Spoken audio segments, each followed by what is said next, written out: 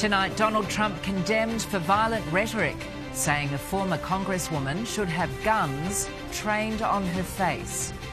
Thousands of dollars in savings, the major changes to HECS debt for millions of Australians.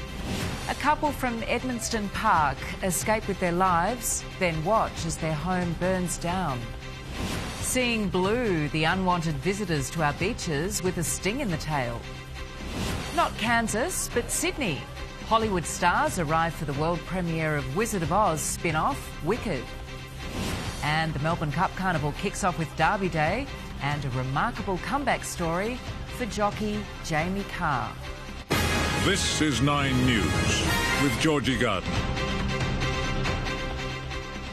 Good evening. Donald Trump has been accused of using dangerous rhetoric after suggesting guns should be trained on the face of Republican critic Liz Cheney. The presidential candidate is now being investigated over whether he's violated death threat laws just days out from the election. Donald Trump on familiar ground. It's great to be in Milwaukee. We love Milwaukee. Returning to the venue where he first appeared after his assassination attempt. Tonight, frustrated by technology. I think this mic stinks, by the way. But it was his treatment of women once again in question. She's a radical war hawk. Let's put her with a rifle standing there with 9 barrels shooting at her, okay? Let's see how she feels about it. You know, when the guns are trained on her face. The attack on longtime Republican Liz Cheney branded violent and dangerous. The former congresswoman, who's backing Kamala Harris, warned this is how dictators destroy free nations. Anyone who wants to be president of the United States who uses that kind of violent rhetoric is clearly disqualified and unqualified to be president. Donald Trump doubled down. She's a war hawk and a dumb one at that. And his supporters stood with him. The media is going to catch on to it and they're going to use it and they're going to pounce on it and use it for views. But in Arizona, where the comments were made, it's deeply troubling. The state's Attorney General is probing whether the Republican candidate broke laws on death threats as the campaigns hit multiple states and even the same city at the same time. Trump van stickers. The reality of what we're seeing here is exactly what's going to come in the final thrust of this campaign as both Donald Trump and Kamala Harris barnstorm the swing states in the hope of what they say and, crucially, where they say it will give them a path to victory. Still, Donald Trump was making it personal. She'll get overwhelmed, melt down, and millions of people will die. Across the other side of Milwaukee, We are turning the page. as Kamala Harris hoped for a win, officials inside her campaign say they fully expect Donald Trump to claim victory on election night before the votes counted. Just his history. That's who he is. In Milwaukee, Wisconsin, Jonathan Kersley, 9 News. So, could Donald Trump's comments affect the election race? Here's Nine's political editor Charles Croucher in the United States. Invoking the imagery of shooting is always problematic in America, but particularly at an election time, and particularly this election. Donald Trump's statements about Liz Cheney are made more alarming by the threats on his own life this year. The former president clearly wasn't instructing his supporters to shoot his critic, but it only takes one armed person in a country filled with armed people to see this as a hint to turn to tragedy. Politically, it's also a problem for Donald Trump. Polls suggest he is struggling with women and also risks losing the kind of traditional Republican voters that would have voted for Reagan or Bush or Dick Cheney. The world is lucky Donald Trump dodged the bullet back in July, but the threat for violence this election is far from over. Firefighters had to cut a man free from his truck after a crash near the airport this morning. Police were called to Foreshore Road at Botany, where the truck had collided with 3 cars and then smashed into a pole. I remember just sitting in the back seat and a huge, great big crash and smoke going everywhere. The 32-year-old truck driver was treated for injuries to his leg. A woman and her young child have been taken to hospital after a crash in North Ryde this afternoon. The driver was turning onto Lane Cove Road at around 3:30 when she collided with a van. Both were treated for minor injuries. 3 million Australians with student debt could be better off under major changes set to be introduced from next year. The federal government says it will raise the minimum repayment threshold for student loans and slash repayment rates. Kate Jones studied communication at UTS, graduating yesterday with a big debt. But I checked it the other day and it's literally $45,000. So for a 3-year course, I was a bit shocked. The 20-year-old recently started as a casual multimedia video producer at 9.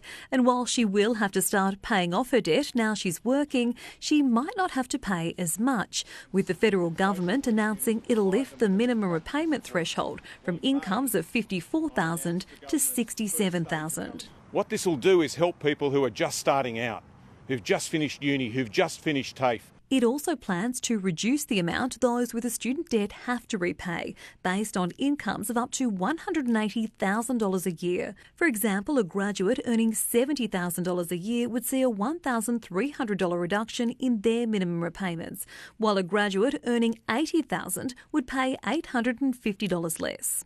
What it means is that there's more money in your pocket rather than in the government's. But the opposition claims the changes will leave students worse off in the long term. Someone on $70,000 with an average HECS debt of $27,000, repaying $450 a year will take 58 years to repay their debt. More announcements set to ease cost of living pressures for younger Australians are expected in the coming days, a move the Albanese government will no doubt be hoping translate into votes, with an election not too far away. This week, a change in the way loan repayments are indexed will be debated in Parliament, which could see $3 billion of student debt wiped before Christmas. I am glad that it's not something I have to think about straight away and it's sort of a later problem. Kate Creedon, 9 News. Fire has destroyed a home near Liverpool, a young couple escaping just in time. Investigators say a common household item is probably to blame. Flames rage from a family home. Watching on from the street, the young couple who own it. It was 6:30 yesterday evening on Brennan Way at Edmondson Park when neighbours say they heard yelling and ran outside. We heard the first scream from the guy and we recognised, okay, that's not normal. But when I came out, they were here crying. The blaze took hold in just minutes, engulfing the top floor before spreading downstairs. The fire erupting from the windows, sending ashes flying and smoke billowing across the neighbourhood. It is like bomb blasting. The glass, it shattered like. The entire street came to help before they were forced back inside because of the thick smoke. It's very sad and devastating for everybody, including, neighbours. Nitesh and Pari Harak were inside when it started and managed to escape just in time. One was treated for smoke inhalation and the other for minor burns. Today, they told 9 News they're still in shock.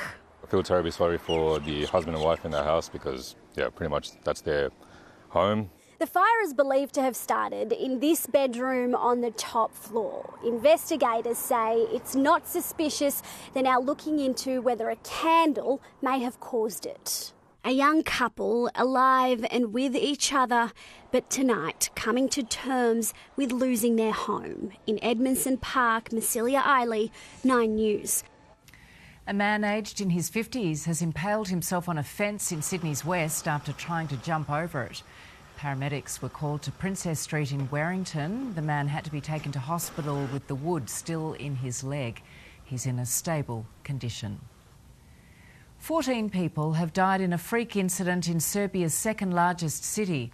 A concrete canopy collapsed at the main train station. Serbia's Prime Minister calling it one of the saddest days for the city since the Second World War. Moments after tragedy struck, ambulances and fire engines raced to Novi Sad train station. It happened around midday local time. CCTV shows people sitting on benches near the entrance to the station in the country's second largest city as the structure came down, crushing bystanders. A desperate dig through rubble. Chunks of masonry so big and heavy, cranes were needed to lift them. 14 people confirmed dead, and that number is expected to rise. Serbia's Prime Minister saying this is one of the worst days in the history of Novi Sad since the Second World War. 80 emergency responders on scene, a 14-year-old girl among those trapped. Some survivors were able to be pulled out, but had suffered serious injuries. The station had been renovated twice in the last few years, reopening as recently as July. The canopy that crashed down was built in 1964. Prime Minister Vucevic pledging to hold those responsible for maintaining it accountable.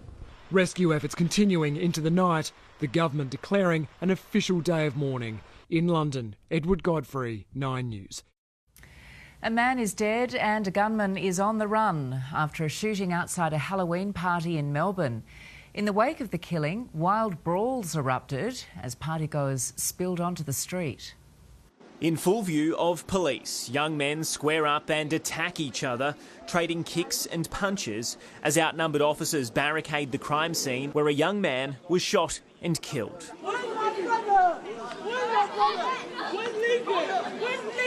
Relatives sprinted past police tape as emotions spilled over, and officers were forced to put a 17-year-old in handcuffs. The girl will be charged on summons with assaulting an officer. Another person attacked our cameraman, who was filming as witnesses poured out of a nearby Halloween-themed party. Police were unable to say whether the gunman or the victim attended the third-day venue before the shooting at 3:15 this morning. It's a horrific incident. Detective Acting Inspector Alan Rumble was also unable to say how many times the victim was shot or why. Police have not yet confirmed any detail of his identity. Our real goal here today is to follow down, identify all avenues of inquiry, investigate those and ensure that the victims, the family of the victim are supported at this horrible time. The largely industrial area of North Melbourne is swarming with CCTV. Forensics spent hours with the man's body before it was collected for the coroner this afternoon. No one has been arrested or charged over the incident. Police do not believe there is an imminent threat to anyone else. We've got a lot of resources allocated. A lot of specialist resources allocated, including local police. There is nothing to suggest there is an ongoing immediate risk to the community or to others involved. Mark Santo-Martino, 9 News. More than 200 people have now died from Spain's worst flood disaster in decades. Rescue operations are still underway to find those still missing, while an army of helpers has joined the clean-up effort. The flood of water replaced by a flood of volunteers. Thousands of people descending on Valencia, armed with shovels, brooms, buckets and bottled water, working as one to wipe the muddy streets clean. Donations pouring in too, providing what this community in Spain needs to survive. The worst of Mother Nature, bringing out the best of humanity. They try to give to the people the things that they can eat or they can drink, because now it's a chaos.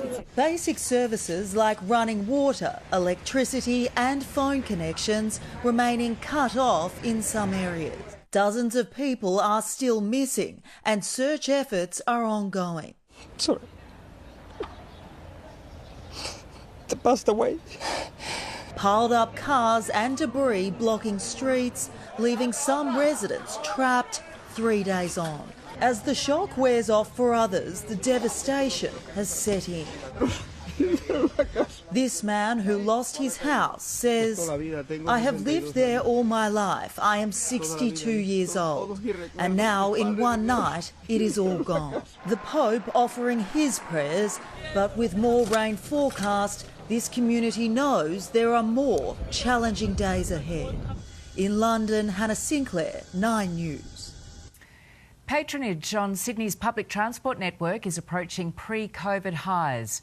The number of passengers across the network up almost 20% compared to the same time last year. There were more than 629 million trips made, while an average of 215,000 people are catching the metro every day. We're seeing some great travel patterns. People are trying public transport and they're sticking with it because they're seeing greater reliability, greater optionality, and they're enjoying the service. And we'll get our first taste of a 24-hour metro soon, with plans to offer the service for New Year's Eve and Mardi Gras. Pop star Ariana Grande has touched down in Sydney for the world premiere of her new movie, Wicked. It's a fresh take on the classic story Judy Garland and her ruby slippers brought to life nearly a century ago. Through the doors at Sydney International, a wicked welcome to the land of Oz. Crowds gathering for hours to catch a glimpse and get a snap of Ariana Grande and co-star Cynthia Erivo. I love her so much! No brooms needed. A 15-hour flight from LA. The stars with a nod to their characters. Popular witches Glinda and Elphaba, proving pink goes good with green. The time has come. We're so grateful to be starting in Oz. Oh my gosh! We're starting in Oz. The Broadway hit turned blockbuster tells the story of the Wizard of Oz through the eyes of the Wicked Witch of the West. It's the wizard who should be afraid of me. The film revolving around an unlikely friendship. Come with me. What? To meet the wizard. I couldn't possibly. This is your moment. I'm coming. Coming to life with live singing from the stars on the set during filming.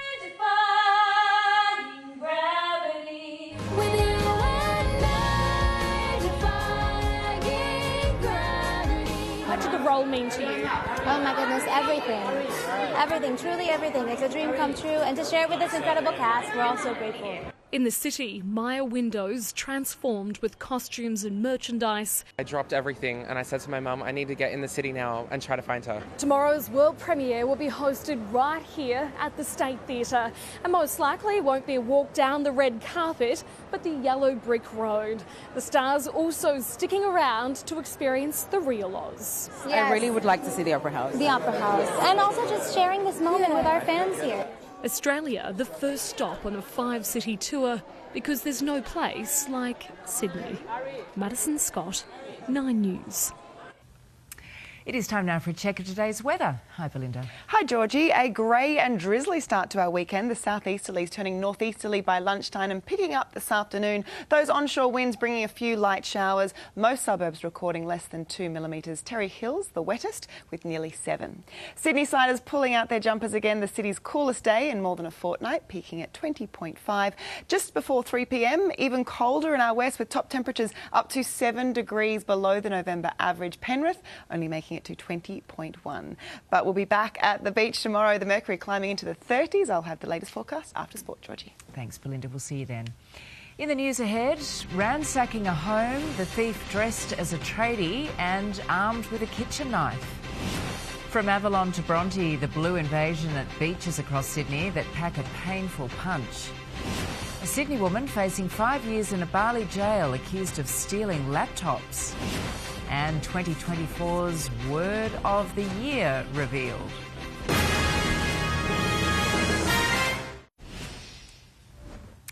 At first glance, he looks like a tradie, but this man is actually a brazen thief invading a home on the Gold Coast in the middle of the day. He rummages through drawers, bedrooms and the bathroom, and at one point even arms himself with a large knife from the kitchen. He took off with laptops and jewellery worth thousands of dollars. If you've been to the beach this week, you might have noticed our golden shores have a tinge of blue. A surge in blue bottles has made the ocean a no-swim zone, and experts say there's a reason they're washing up. From Bondi to Bronte and Avalon to Maroubra, it's a sight that makes you think, ouch. Have you been stung in the past? Oh, yeah. With blue bottles taking over our beaches, only the brave dared to dip today. Did make me a little bit nervous. I wore my shoes past the blue bottle line to get to the water to not get stung. And there's a reason why our shores have been inundated. The last couple of weeks there's been onshore winds, a lot of nor'easters, easterly breeze winds that basically push the blue bottles to the coast. The stingers thrive in warm water, so they're more typically found in late spring and summer, but rarely do we see so many at once. Really come in mass in the last week, so a lot of people in the morning reporting in with stings and a few today, but yesterday was quite a big day. Exactly where they come from has scientists stumped. When they're spawned, they're absolutely tiny, and so they're hard to trace to their spawning location. So it's a bit of a mystery. So what do you do if you're stung by a blue bottle? Well, for the sake of science and good journalism, I'm willing to put my body on the line and let the experts tell you instead. Try and get it off in the water, like just use your fingernail, scrape it off, and then you want to look at using things like warm water is one of the best treatments at the moment, but if not, use ice. Tomorrow is predicted to be a scorcher, so if you do head down to the beach, the message is to be careful where you're treading, and if you swim, be aware in the water. Go at breaststroke so you can see them coming. At Bronte, James Wilson, 9 News. The US has announced it will deploy more military assets to the Middle East, with a ballistic defence destroyer, a fighter squadron and strike bombers to be sent to the region in coming months. It comes as Israel is reported to be at a high level of readiness for a response from Iran. A Sydney woman has been arrested in Bali accused of stealing 2 laptops from a deli. Vanessa Louise Crimmins has been taken to the North Kuta police station and could face 5 years in prison if found guilty. Defined as confident, independent and a little bit messy, brat has been picked as Collins Dictionary's Word of the Year. The term went viral off the back of British singer Charlie XCX's album by the same name, which was released in June. Other words shortlisted were anti-tourism and delulu. In the news ahead, it's not just affluent suburbs. The Sydney postcodes where mortgage holders have more than $1 million in debt. Also, a new study revealing how long it takes for your heart to recover from smoking. The results might surprise you. A popular Sydney beach closed for more than 2 years. Its opening has just been delayed again. A warning from farmers that soaring insurance costs are unsustainable, sparking fears consumers will ultimately have to pay more. And a special US election report from our correspondent in Arizona at the front line of America's border crisis.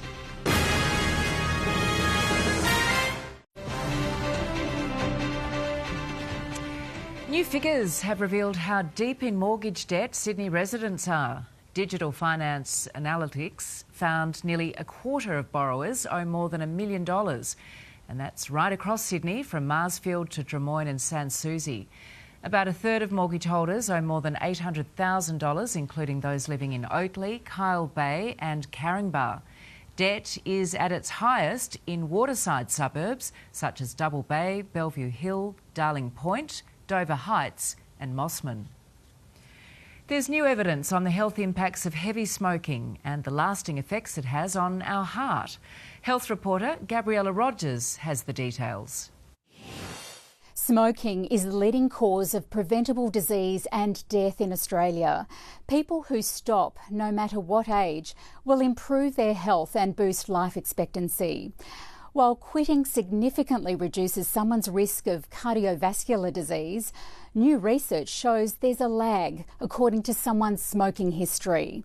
For heavy smokers who quit, it can take more than 25 years for their heart health to return to normal. The Korean study analysed data from 5 million people as part of the country's mandatory health insurance program. It also revealed that a light smoker's heart health returns to normal within a decade of quitting. The study reaffirms what we know about smoking. There's no safe level of smoking. And the best thing that you can do if you're a smoker is to quit and to stay smoke-free for as long as possible in your life. The heart is just one aspect. Quitting lowers the risk of 12 types of cancer and chronic lung disease. The reopening of a popular beach in the eastern suburbs has been delayed again. Shark Beach at Nielsen Park was closed in early 2022 after its seawall was damaged in a storm. It's more frustration for locals who are keen to use the beach this summer. Construction is now slated to be completed by the middle of December. Be it home or car, Sydney families are feeling the pain of rising insurance costs, and farmers also say soaring premiums are pushing them to the brink. Insurance companies blame our changing climate, but there are fears consumers will ultimately suffer with higher prices at the checkout. Steady. Peter Holding has been farming all his life, but the price of insurance is becoming a big hurdle. Way back. Fuel and insurance are the biggest costs that I incur at the moment. Our insurance bill would have doubled since 2015.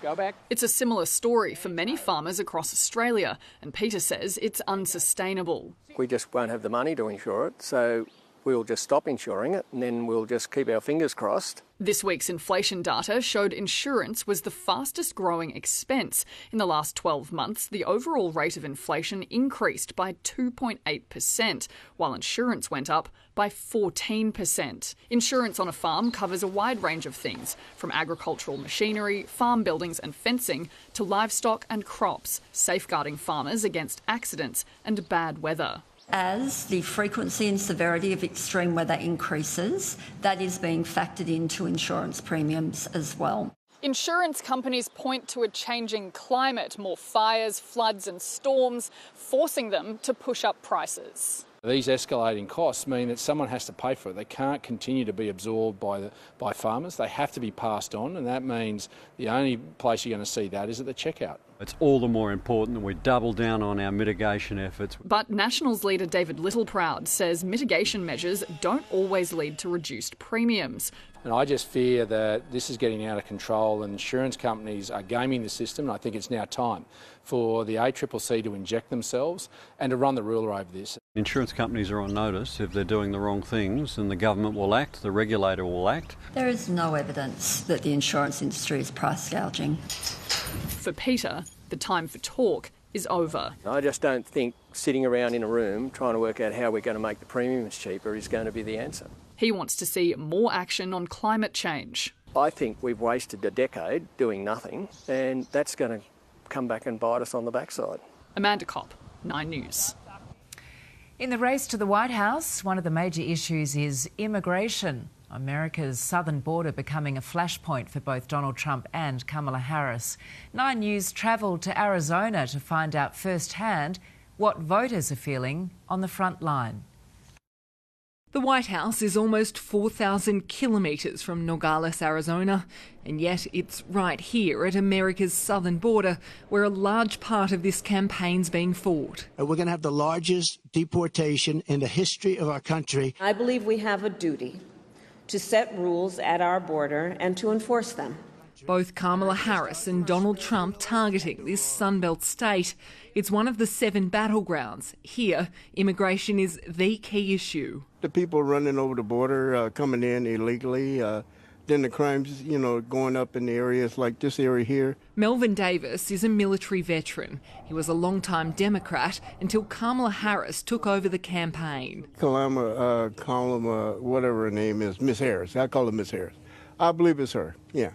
I think she had me to change my whole voting situation. The Phoenix local turning to President 45. He says Donald Trump has the right policies in place, even if he does campaign on dangerous rhetoric. In Springfield, they're eating the dogs, the people that came in, they're eating the cats. He is what he is.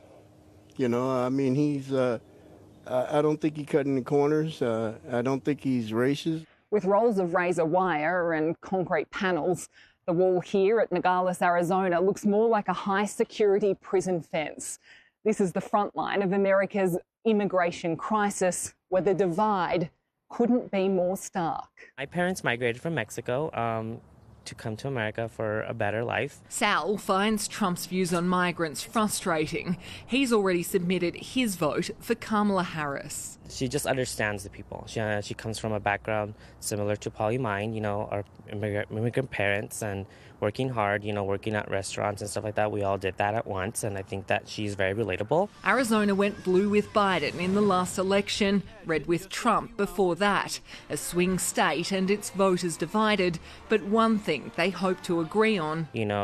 I do think the American dream is true. In Arizona, Lauren Tomasi, 9 News.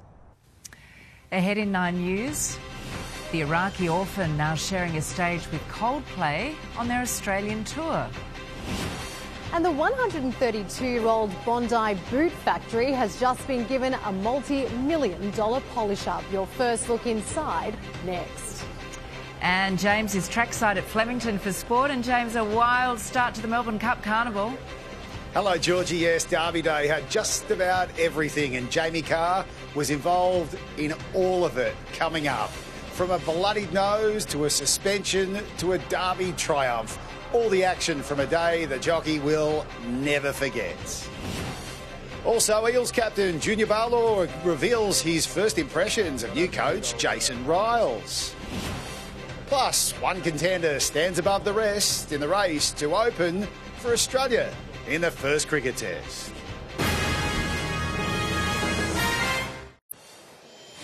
Jamie Carr's Victoria Derby Day here at Flemington will be remembered as one of the most dramatic in history. The jockey was injured and suspended, but most importantly, also a winner in the biggest race on the card. The Cup Carnival kicking off with Derby Day. Give me a crack with the whip to get going. Away we go, ladies and gentlemen. 80,000 fans flocking to Flemington, black and white the dress code, if only picking a winner was just as simple.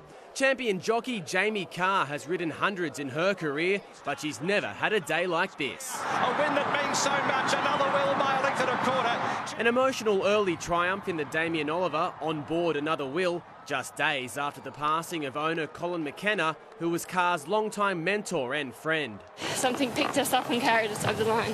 I just wanted to make Cole proud, and thank God we got the win in the end. Disaster struck Carr before her next ride. This incident with Jamie Carr that we're seeing right now, wow. Hurry Curry rearing up heading into the barriers, leaving Carr with a bloody nose. Horse and rider forced to sit out that race, but Carr passed the concussion test and was courageously back in the saddle for the feature. Six. And they're racing. Carr settling into fourth on Gold Rush Guru in the Victoria Derby, a 3-year-old race with 169 years of history. But as the field hit the famous Flemington Straight, Carr and the colt took control. It's the stronger, it's going well, and Gold Rush Guru won the Derby. A remarkable comeback for Carr, and not just from earlier today. Last year, she was left in a coma after a horrible race fall. Harry, the owner, said, you know what fixes broken noses? Champagne. I have plenty waiting for you when you cross the line first, so I'll hold him to that. Carr's joy soured slightly after being hit with a 10-meeting suspension for interference in an earlier race. The ban will begin after Melbourne Cup Day. The other two Group 1s in Melbourne were taken out by Sydney's star team. Trainer Chris Waller and jockey James McDonald winning the Coolmore Stud Stakes with Switzerland and the Empire Rose with its issue. It's a special day. Yeah, you pinch yourself some mornings, that's for sure, when you get up. While Melbourne had the history, Sydney had the prize money. English raider Lake Forest winning the $10 million Golden Eagle at Rosehill. Oh my God, how exciting! Luke Duffy, 9 News. Well, Jason Riles is already setting a high standard at Parramatta. The new coach impressing players with his work ethic by coming in before his official start date. He's definitely excited for the role, that's for sure, and that's why he's been coming into training and getting his work done early and getting to know everyone. So what you want from a coach is exactly what Jason's come in with. He's all about hard work, and it's just what I think the club needs during a tough period of time over the last couple of years. Speaking at the launch of Stan Sport's Uncaged boxing event, Junior Barlow says he's recovering well from foot surgery and will be fit to start pre-season training. Roger Tuivasa-Sheck is a Kiwis legend, but says he's fulfilled a lifelong dream by representing Samoa on their tour of England. The moment of inspiration, watching the two teams go head-to-head 3 years ago when Samoa stunned the English at the World Cup. I was actually watching a game with Adi Savir in the All Blacks camp. We sat there watching the game and we had the door shut because we were yelling and screaming for Tora and wanting him to win. And I just had a moment where I'm like, man, I want to be part of that. England and Samoa will face off again tomorrow in their second and final match. Nathan McSweeney is in the box seat to become Australia's next Test opener, again outscoring the other contenders in the tour match with India A. It was the talk of the one-day team's training session at the MCG ahead of their first match against Pakistan. The stars of Australian cricket back at the sport's biggest stage. To walk out on the same turf, at the same ground as the boys are lucky enough to do every Boxing Day, it's a pretty cool experience. But while the one-day team trained in Melbourne, the spotlight was on Mackay and the battle to become a Test opener. Back and pulling hard. Teenager Sam Constas looked in control playing for Australia A until this. Oh wow, Constas has been KO'd. And maybe his Test aspirations this summer have too. A moment to forget, out for 16. Cameron Bancroft went for the same number. Oh, off the glove, caught. Hunting a recall to the Test team, Marcus Harris made 36 before he was removed. Oh, Harris edged. But the standout? Cut away by McSweeney. Nathan McSweeney, unbeaten on 47, his top scored in both innings. It's a tough one. I think there's a lot of good options. It'd be nice to see a few more hundreds and someone really take the decision out of the selectors' hands. For now, Australia's focus is on the 50-over format, switching the red ball for white ball after 2 rounds of the Sheffield Shield. It comes down to, I suppose, just being ready between the ears. Pakistan has its own adjustment. Monday is their first one-dayer in more than a year. I think it's just a change of colours of clothes. That's all we have to think about. Sam Jordan, 9 News. Sydney FC has bounced back from last week's loss to Auckland with a thrilling 3-2 victory over the Raw in Brisbane. The winning goal was a rocket from Jaden Kucharski, which came in the final minutes of regular time. As a team today, I thought we dominated in all metrics of the game. Just not the way we would have liked to have conceded the 2 goals. Kucharski taking inspiration from former Dragon Mark Riddell when celebrating the win, jumping under the grandstand fence to applaud his own goal. Manchester United has got its man, unveiling Ruben Amorim as its new manager. The highly rated 39-year-old has signed a 3-year deal, securing a release from Sporting Lisbon in his home country of Portugal. Amorim is United's 6th manager since Sir Alex Ferguson left a decade ago. Alex de Minaur's run at the Paris Masters is over. The Demon defeated by world number 13 Holger Rune in a hard-fought quarter-final. 6-4, 4-6, 7-5. Meantime, fellow Aussie Jordan Thompson was also knocked out, beaten by pumped-up local Hugo Humbert in straight sets. And Oscar Piastri is flying ahead of the Brazilian Grand Prix, producing a blistering lap time to claim pole for tomorrow's sprint race. Piastri relegated teammate Lando Norris to 2nd with his late effort, but declared he will give up victory if it helps Norris's world title dream. Championship leader Max Verstappen was 4th fastest. Georgie, a really memorable day here at Victoria Derby Day, and cannot wait for the Cup on Tuesday. Any reason to pull on a 3-piece suit and try and look fancy? You wear it well, James. Well done. Thank you. See you soon. In the news ahead, the weekend's property results, including a big sale in Wallara. Also, the 130-year-old Sydney boot factory, well healed again and given a new lease of life. And the unusual googly-eyed eclipse captured on Mars.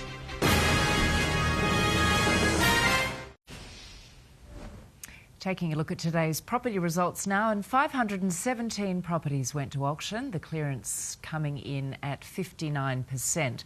The most expensive was a 4-bedroom home in Wallara, selling for just under $7.5 million. The most affordable, a 1-bedroom unit in Ashfield, which sold for $545,000. In a time when so much of our history is being bulldozed for the future, a piece of Sydney's past has been restored to its former glory. The 132-year-old Bondi Boot factory is shining again and now ready for a new chapter. Built in 1892, the Bondi Boot factory crafted shoes for Sydney-siders for 7 decades, manufacturing boots during the World Wars, then footwear for the well-heeled in the 1950s. David Jones used to buy shoes from the shoemakers here. They were high-end shoes. The factory closing in 1969. It was bought by Waverley Council in the 80s but fell into disrepair. It was pretty much at the stage where it could be condemned. Over the decades, there were multiple plans to tear the boot factory down, but every time the local community rallied to save their heritage gem. Today, their efforts rewarded. The boot factory reopened after a $7.8 million polish-up. It anchors our society to have buildings to base your history on. To step into the future, the building had to be gutted, the interior rebuilt. We've made a series of spaces, all different sizes with different qualities for the community. This is the top floor of the boot factory, which we've almost completely rebuilt. We kept the brick perimeter walls, and this top floor you can see it's got this incredible new roof structure, and it was a building built before electricity, so it had really nice high ceilings, big windows, a small floor plate, and it was naturally ventilated. The building, which connects to a new community centre, will now be an innovation hub as well as the new Waverley Council chambers. 20th century was manufacturing shoes, 21st century it's manufacturing ideas. A piece of the past, now very much part of the future. In Bondi Junction, Elizabeth Bryan, 9 News. As a young child, he was abandoned by his parents on a battlefield in Iraq before he was adopted by an Australian humanitarian. Now, Emmanuel Kelly is on tour with one of the biggest bands in the world, taking to the stage in Melbourne to support Coldplay and his friend, Chris Martin. Don't stop dreaming, and don't stop. When you dream, then be willing to work for that dream. Be willing to work hard. But most of all, just embrace who you are. Emmanuel will be opening for Coldplay in Sydney next week. An unusual solar eclipse has been spotted on Mars. A potato-shaped moon was observed passing in front of the sun. NASA saying the event created a googly eye effect as it crossed the planet. Coming up, Belinda with the weather for the rest of the weekend. Thank you, Georgie. You'll definitely need a coat if you're heading out tonight. Moderate to fresh northeasterlies, keeping things cool, but you can leave your brolly at home. Right now, it is sitting at 19 degrees. A warm and windy end to our weekend. That forecast is next.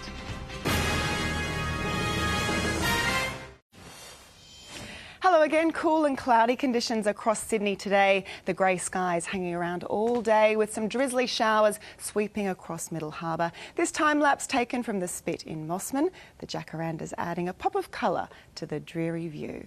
As for temperatures, it was our coldest day in more than a fortnight. Tops in our west up to 7 degrees below the November average. Blacktown, Liverpool and Campbelltown not even making the 20s. 17 for Terry Hills and low 20s for the rest. The cooler weather stretching right along the New South Wales coast. A top of just 23 for Coffs Harbour. That's about 5 degrees below average, but a much warmer day across inland parts. Griffith climbing to 31. And it's going to be even hotter tomorrow. A high pressure system over the Tasman drawing increasingly warm air across the state while bringing stable conditions to most areas. Around the country, a top of 28 for Brisbane with a possible shower. Warm and windy in Canberra, winds easing in Melbourne, a shower or two, and a top of 23. Back home and another mostly fine day ahead. Just some isolated showers developing in the far south and northeast corner. Warm to hot conditions with tops temperatures well above average apart from the northeast. Burke nudging 40 degrees. Those north to northwesterly winds will be fresh at times across the south. A gale warning has been issued for Eden and strong winds right up to Coffs. That combination of heat and gusty winds elevating the fire danger across most of the state tomorrow to high. And that includes Sydney, moderate to fresh northerlies turning northwesterly in the middle of the day. Mostly sunny skies and warming up to 32 degrees in the city. Our western suburbs heading for about 33 or 34 degrees. That's about 14 degrees hotter than today. A sea breeze cooling things down along the coastal fringe in the afternoon. The next cold front arriving on Monday. Back down to 26 in the city with a 50% chance of showers, most likely in the afternoon and evening. 23 and a possible shower on Tuesday, Wednesday fine and 27, and then a few showers around at the end of the week. A similar forecast in our west. Tuesday the coolest day with a top of 24, Thursday the hottest soaring to 39, and overnight temperatures also warmer than average, hovering in the high teens, summer arriving early, Georgie. All right, Belinda, thank you. Before we go, here's a quick look at what's in store in this week's edition of 60 Minutes. Thanks, Georgie. Tomorrow night. She was one of a kind.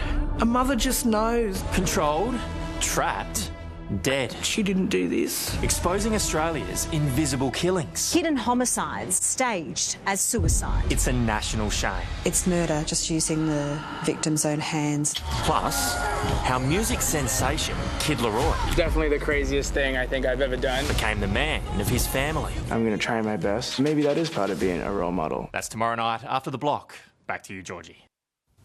Thank you, Adam. And that is 9 News for this Saturday. Deb Knight's next with a current affair. I'm Georgie Gardner. Thanks for being with us. Enjoy your evening. Good night.